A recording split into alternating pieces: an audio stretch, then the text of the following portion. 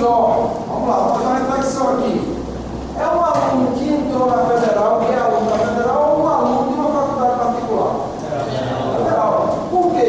A diferença está onde? Na base, no ensino básico. Então, esse aluno que entra na federal, ele tem uma base melhor.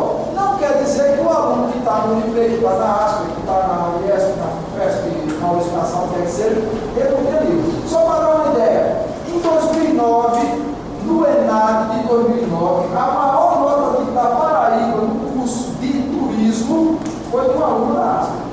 Uma menina da escola pública que entrou via ProUni, que é um dos programas de concessão de bolsa do governo federal. Então, essa menina acertou 85% da prova de turismo do ENAD de 2009. Foi a maior nota da Paraíba. É uma menina lá da ASP, terminou da ASP, no curso de turismo. Então, às vezes, você achar que todas as pessoas capacitadas, estudiosas, interessadas, só estão na federal é uma falácia. O que é uma falácia? É uma tese mentirosa. Então, não é verdade. Em todas as faculdades particulares, nós vamos ter bons alunos, vamos ter alunos interessados, vamos ter alunos por base. Agora, se você analisar no todo, estatisticamente falando, eu vou ver aqui, pessoal, passe a lista de presença, por favor, para no final a gente não ter tumulto. Quem tiver com a lista, solta o colega aí, para ele fechar. Onde é que está a lista? Por favor, passe o colega. Não, veja bem, é importante isso.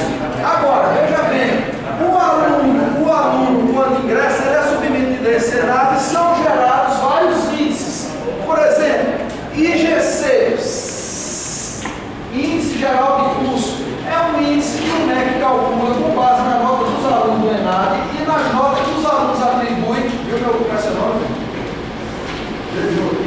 Então, que o aluno atribui às estruturas da faculdade, às práticas pedagógicas e outras questões. Então, esse IGC, ele é usado para classificar as faculdades.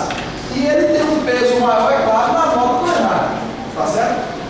A questão do CPC, Conceito Preliminar de Curso. Esse conceito aí, quando o aluno faz o ENAD, ele responde o questionário.